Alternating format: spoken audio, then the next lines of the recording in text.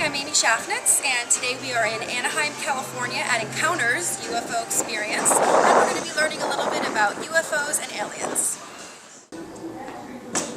Hi! Hi, I'm Briant, Bouquet. Hi, Welcome, Schafnitz. welcome to Encounters, the exhibition. Thanks for coming in today. Yeah, thank you for having me. Yeah, so I'm going to give you a brief tour on the UFO experience we have here. It's a small museum exhibit. It's about 2,800 square feet, but we cover a variety of topics.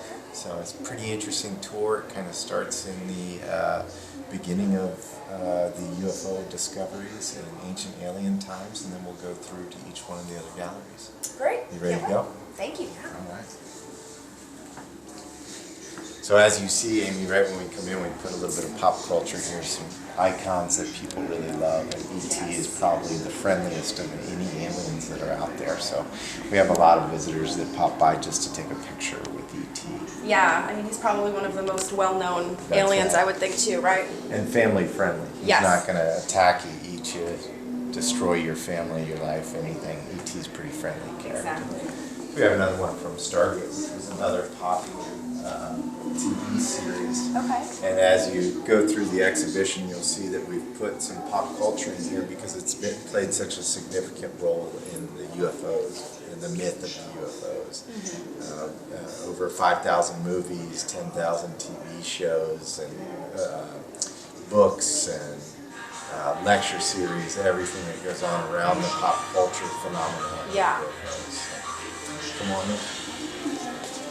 So welcome to the Ancient Aliens Gallery, and this is really where it started, and this is where the discoveries have been happening recent, and that's what's created TV shows like Ancient Aliens on TV. One of cable's most successful TV shows is that they started discovering artifacts and things that related to the potential of having an alien visitor way back in time. You know, we have replica artifacts in here from 600 BC. Wow.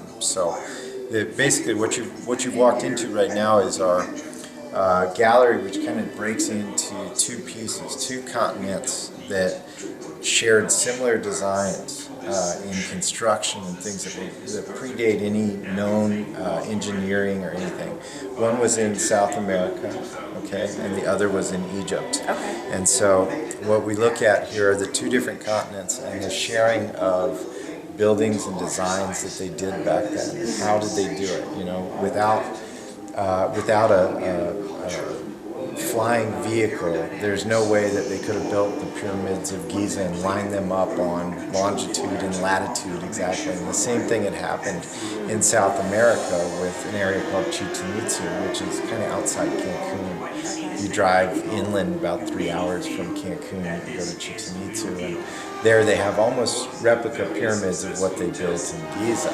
I didn't know that. Yeah. So the first thing that we talk about in here is just that these are kind of the design tools that they had available back then to build these massive megalithic structures. Very precision cuts that went into the rock. And here you see the pyramids in a wall from the pyramids in Giza and a wall from the pyramids in Chichen Itza. So you'll see that the construction is very similar. They have very fine straight lines, okay? Almost laser precision straight lines. Yeah. So the building of the two structures was very similar.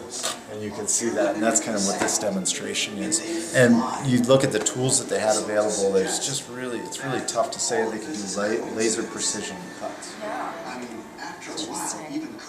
So they say there's a connection between the two continents, you know, South America and South Africa. And one of the connections that they hold to is Paco Vatman, and they say he was the traveler. He brought the people in the Mayan culture a lot of building techniques. So he basically told them, hey, this is where you should build, this is why you should build, these are the construction techniques you should use. And they said he traveled from a distant land. So what you're looking at here is a sarcophagus, which is basically the covering of his burial tomb. And you can see he's kind of in a rocket, like he's sitting in a cockpit, right? Like he's ready to take off. You can see his hands are kind of affixed on a throttle or in a maneuver where it looks like he's controlling something. Yes. His feet on pedals. Basically, this is a replica of the sarcophagus that he was buried in. So the connection is that perhaps he was sharing information, building design between Africa and South America, Central America. Very cool. Also in South America, there's some pretty interesting like tribal things, because you're kind of in the South America zone right now. This is an elongated skull that they found. They found lots of them throughout South America. But what's interesting about it is why would they go through a tribal ritual to elongate their skull? Was it a sign of godliness if you had an elongated skull? And if you take a look at this, it looks like an alien's head as depicted in the movies, right? So somewhere along the line they said, okay, this is a powerful thing. This is a righteous person who has an elongated skull. Why?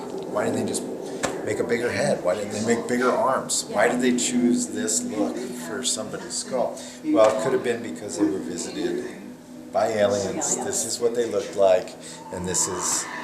So what does this date back to? How long ago? This is 8940. Oh, okay. 8940. So, 1,000 years after Christ. So also in South America is another kind of interesting thing, and this is spoken of often in Peru, and it's the Nazca lines. And basically, these drawings were done over about a 2-mile area, okay, and each drawing can be as big as 2 miles. It was done out of it's little berms that they cut into the sand, and there's such little wind and everything that they've really preserved themselves. But this is one of the mysteries of modern times, is how on earth did they come up with these designs over maybe a mile-long radius or 2-mile radius without some type of flying vehicle? Yeah. Can you imagine drawing this on the ground over a 200-yard, 300-yard area, much less a mile-long area? So there are all these drawings that were done. You know, you could argue that they had a helium balloon, perhaps, but regardless, they had a flying vehicle of some type at this time to draw this kind of design. There's just no way that they could have done this on land only. Yeah, that would look like it'd be pretty difficult to do. So the Nazca lines are very interesting, and they're still there, and it's 400 to 650 AD. So, kind of going back to the megalithic structures, which is what they call the pyramids and Stonehenge and all of those things. We go to Pumapunka, Bolivia, which is one of the biggest megalithic structures out there, and really interesting stuff. I mean, this is a scale model of it, but this is a 10,000 pound stone, 10,000 ton stone right there. And this is in Bolivia, I see, right? Yeah. Okay. So what's interesting about this, and you can look at the inset cuts here that they did, and those are actual. And when you get up close to it, these stones are 30 feet tall, right? This is granite, very tough stone to cut into, very tough to make a laser precision right angle turn, right angle cut in granite with the tools that they had available at the time. So the mystery there is not only how did they cut these stones, but how did they elevate a stone that's 10,000 tons like that without a crane or modern lifting vehicle? And there's never been any evidence of anything like that could be used to lift these big stones. No, so the theories are that they could have used levitation or some type of mechanism that was technology that was brought to us from another planet. So there's a variety of interesting things within this model, which is why we had it recreated. If you come over here, you'll see that there's actual cylinder drill holes in some of the stones as well. Yes. Perfectly cylindrical drill holes, and there was no drill at the time. Yeah. So how did they do it? But this is one of the other mysteries of the ancient aliens that they're trying to unravel and say, okay, well, we're going to rule out the fact that 100 men could lift this stone. We're going to rule out the fact that the tools of that era can cut like that. So that's what they're going through right now. Okay, so it's kind of process of elimination. That's right. And just another one of the many mysteries of ancient aliens and how things were built. So in Central America, there was Eric von Däniken. Many of you guys might have, or you might have read the book Chariots of the Gods, which was No, I haven't. okay, very cool book. The discovery of UFO sightings in early times. Okay, and that's really what he wrote about was, all right, these chariots of the gods and things that people talked about back then were actually flying vehicles. And so Eric von Däniken wrote, I think, 2 or 3 books about in history all the portrayals of flying vehicles within ancient scripture and carvings and things like that. So what you find here are a couple of the ancient carvings that were found. Now these are interesting because this is in South America. These carvings were found in South America. Look at the pyramid. Yeah. That's identical to the pyramids that were found in Egypt. That is so crazy. I don't think a lot of people know that. I never heard of that before. Yeah, so pyramids are in a lot of the carvings that when they're transcribed, they talk about them, and they talk about them as an energy source. So they could be, used to propel vehicles. They could be used to extract energy from the sun. Who knows? We'll find out in time what the true meaning of the pyramid building structure was for, because otherwise it's really useless. Yeah. If anybody's gone to the Luxor in Vegas, you can tell it's almost a I useless haven't structure. there. Are these all originals too, or are these replicas? These are all replicas. Okay. So Vimanas were found, and this is just a term for a flying vehicle. These are drawings that were done within Sanskrit texts, and these are pretty detailed drawings of flying vehicles. This predates, obviously, the Wright brothers and anybody for that matter. But this details a variety of vehicles and their ability to fly. So the thought process here was that somebody instructed them. I mean, this almost looks like a rocket ship.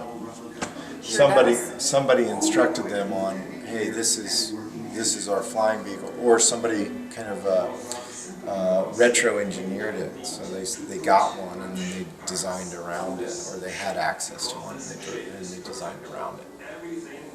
Pretty neat. We have a couple of fun things in here, like a couple of years ago, Dr. Greer discovered a baby alien. Oh, wow. And it was later dismissed, but it's just fun to have a replica in there so that you can talk about some of the controversial things that have happened in the UFO community that have been dismissed, because there's an argument on every side of everything. Oh, yeah. You can talk to people about Puma Puka and they'll say, oh, it wasn't granite, it was sandstone, and they had better carving tools than I'm showing. So there's an argument for and against a lot of times. Especially when it relates to UFOs, because not a lot of people want to believe that there's something other than us. Right. It's pretty hotly debated sometimes. Yeah. So these are Sumerian templates, and this is the very first type of written language that there was. And when these were interpreted, again, it goes back to Eric von Däniken's theory that they talked about chariots of the gods and people bringing them intelligence that they didn't have for building structures, for creating flying vehicles, for travel, for making food, for everything. So that's what the Sumerian templates are here for. Sumerian templates detail flying vehicles, and here we talk about the chariots of the gods. Wow. So you go into Egypt a little bit now, and we just have a few things on Egypt. But in our audio tour, we define, we talk about the pyramids of Giza and how they're lined up on longitude and latitude, and how they determined exactly where to put them and everything else. And then, of course, there's one of the chariots of the gods featured in the photo up here. And there's other chariots. They always, anytime there's a flying saucer in an ancient picture, people depict it as a UFO. So, Yeah. one of the things before we leave this room is just a fun. So a series of these were found, ancient airplanes. This is 500 to 800 BC that they were found. And you can see that it's not shaped like a bug, or the wings are down low. It looks like there's a fuselage or a place to contain fear. The video behind us talks about how this by itself, they put a small engine on it and it flew perfectly, aerodynamically. Wow. So it didn't take much for them to convert that to a flying vehicle. They just put an engine on the front and boom, it was gone. And there was a whole series of these airplanes found.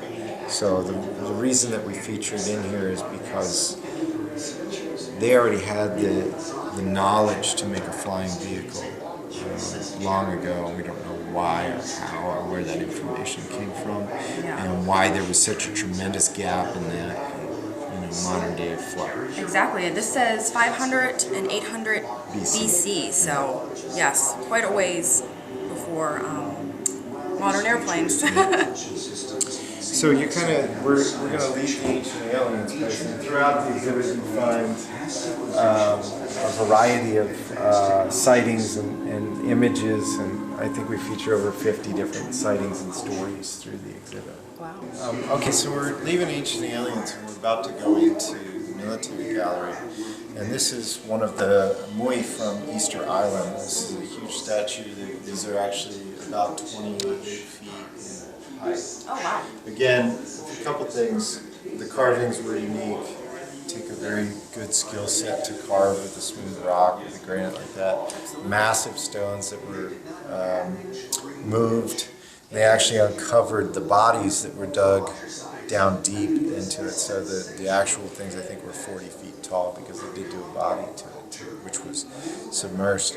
But they're the protectors of the island. They were used as warriors, so we just put one of them in because not only is it a mystery how they were made, how they were moved, but they're also like the military portion of the island, of Easter Island. They were the protectors. They were the fear, to create fear for other people that come to invade the island. So we're entering into the military gallery, and that's why the Moody is there. Okay. And when you come into the military gallery, again, we have more sightings on a variety of topics that are here, but the big one is Area 51, Yes. which everybody talks about. It's clandestine military zone, right, where they do a lot of testing. They say that there might even be UFOs there, that they're reverse engineering for flying techniques, for creating the A-bomb, for creating a lot of the technology that goes into the weapons that we use today. So Area 51 is the site of much controversy today, and it's still very difficult to get on to that base, almost impossible. It's top secret clearance. You can't even drive up to it without cars coming up, showing up, monitoring the entire perimeter. Wow. So you step one foot onto Area 51 within minutes. Wow. You will have cars all around you. Wouldn't so many people love to know what's going on over there? I know I would. Absolutely. So curious. So some of the things that we talk about here, just going back to the reverse engineering, some of the weapons that are designed today that we're using, and you can see, there's sound weapons here, there's laser weapons here, there's an electromagnetic propulsion system here which creates a laser beam. Lasers are coming into focus as one of our top weapons in the military, as well as the sound devices, which are sound weapons. So we feature some of those in here. We just made some, like a proton weapon, a laser weapon, ion weapon. So we featured a few of them here. We have some more on Roswell here, which was obviously the first of the big crash sightings that was kind of hyped up by the media. And really, you went from Ancient Aliens into the military gallery, and there really wasn't a lot of focus on UFOs until that time. What happened in the 40s was obviously the advent of TV and broadcast radio became bigger. You had a lot more media sources. The military started to use the UFOs as a way to cover up some of their testing for flying vehicles, for the A-bomb testing, for all of that. So military started to use it, and it was great fanfare, right?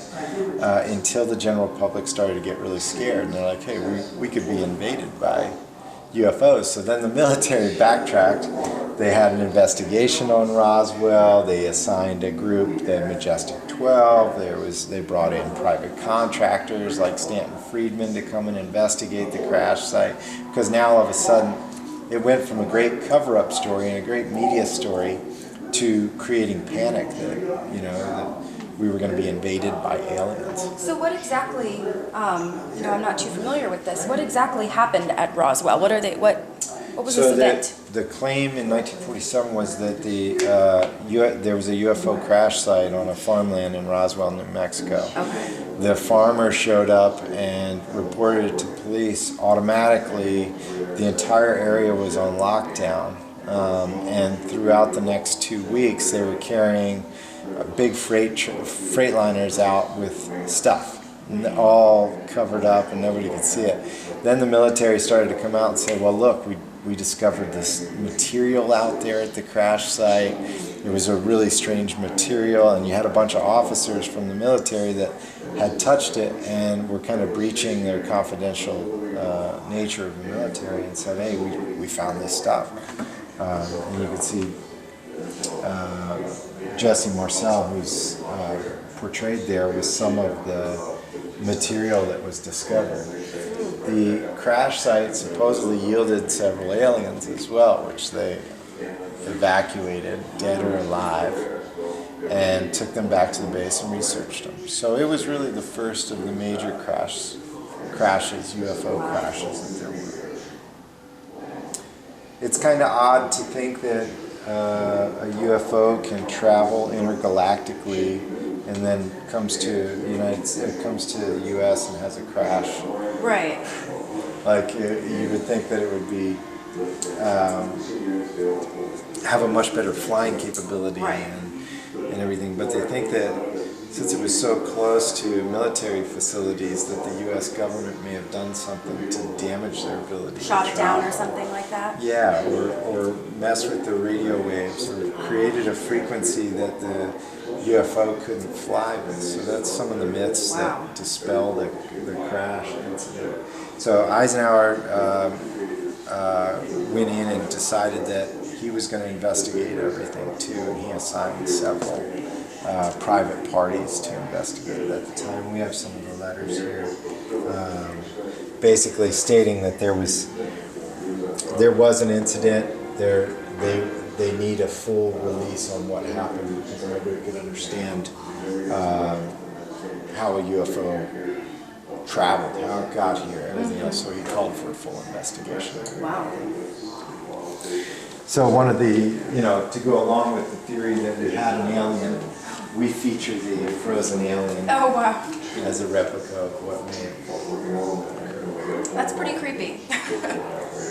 Yeah, and a lot of the exhibit, just so you know, is we put 3D objects in here because it's more or less a book that you're reading while you go through here, but you want to bring some life to it. So the 3D objects support the storyline. And that's really the gist of it. It's just a different learning medium. It's not like watching it on TV or reading it in a book. It's giving you the objects up close and then a storyline behind it. So here's Kioma, Mexico, which is another crash site. 20 officers showed up in Mexico to investigate this crash. Real police, Mexican federales. 18 of them died at the crash site. From what? Radiation poisoning. Wow. Such high levels of radiation that went off. So this kicked off a whole wave of things that happened. After there was the crash site, they got out there and they investigated the crash site, and they brought all of the Mexican military in to secure the site. There's supposedly no spaceship found there. The U.S. decided to fly sorties. As soon as they heard about this incident, it was within hours, the U.S. decided to fly sorties, and they actually tracked a UFO just hours after the sighting. And we flew over international airspace, which is a huge no-no in the military unless you're cleared to do so. And they tracked it for almost 3 hours over Mexican airspace. So, pretty big deal. They secured the site. the entire area was locked down with military vehicles and police, and just pretty wild story. That's one of the better, like if there's 5 great UFO stories, that's one of them for sure. And this is not debated, like this is fact? Fact. Wow. I didn't even realize that there were any cases of UFOs that are actually, you know, solid facts. I didn't know that, you know, it wasn't all a conspiracy. Yeah, yeah, that's true.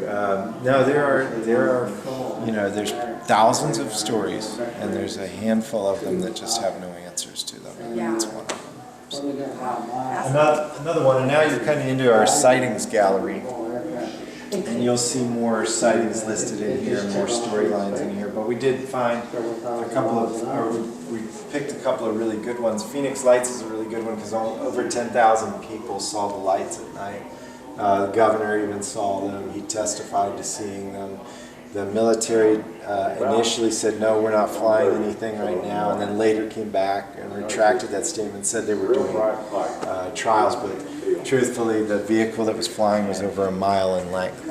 Over a mile? Oh my gosh. Just no way. Yes, I don't know of anything that exists like That's over a that. mile. Yeah.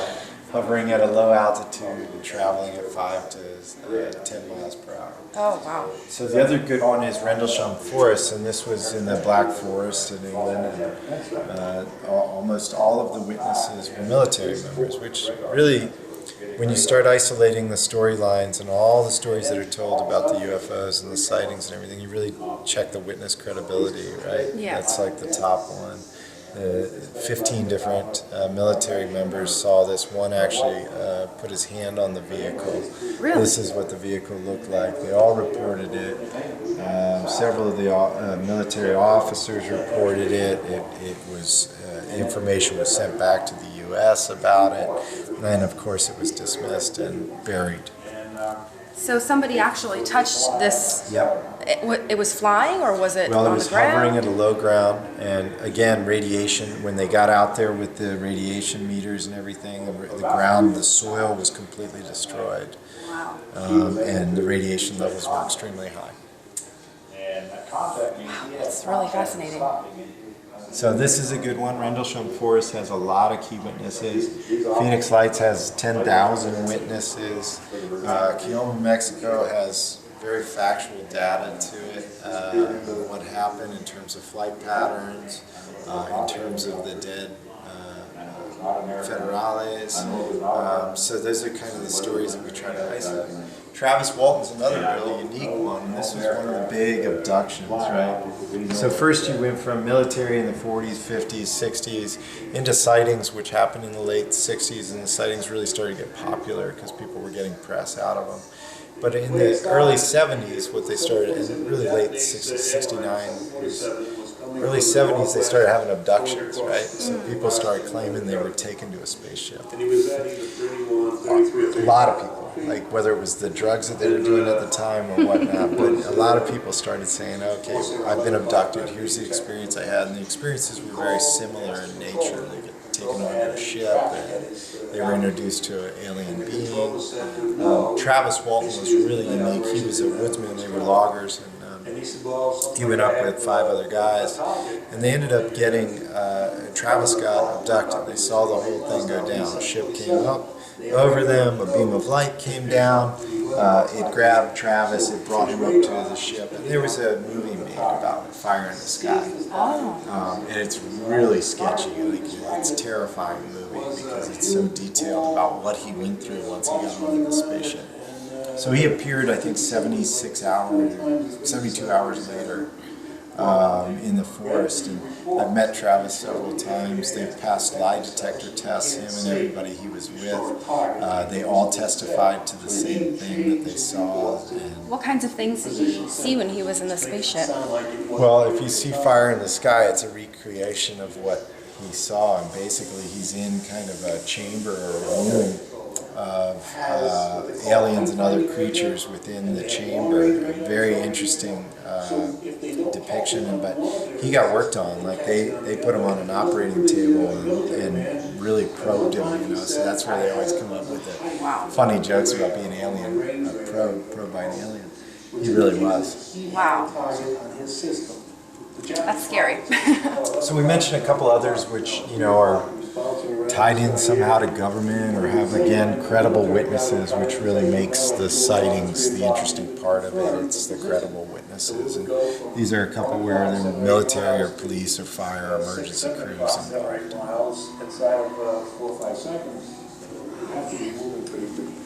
We have expert witness testimonies in here, which we feature. We feature a real or not, like because there's obviously been a lot of fake UFOs out there. Yes. So we feature a video that shows a lot of people who have staged UFOs or edited videos and created UFOs.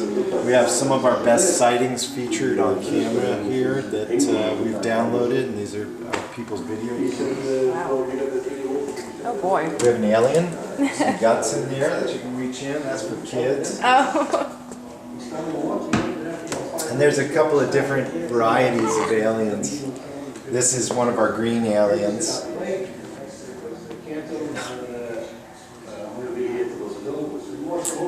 And that's one of the ones that are depicted in the Roswell incident. So we talked briefly about the sightings and what people are saying when they get abducted and taken onto a spaceship. They categorize it like a near-death experience, very similar in nature. Like you see a bright light, it's a foggy room, everything else. So what we tried to do was emulate that just on a very superficial level. You can't do other motions and sensations that they go through when they're getting abducted. But what people say is that they go into a long hallway and there's a chamber. Sorry. The people don't know, and we just watch. There's a chamber that they walk into, and it's like soundproof, and you're in a room with a lot of fog, and it's tough to decide whether you're in there alone or with other people. There's auditory hallucinations. You hear people, but you can't see them. There's a bright light at the end of the hallway.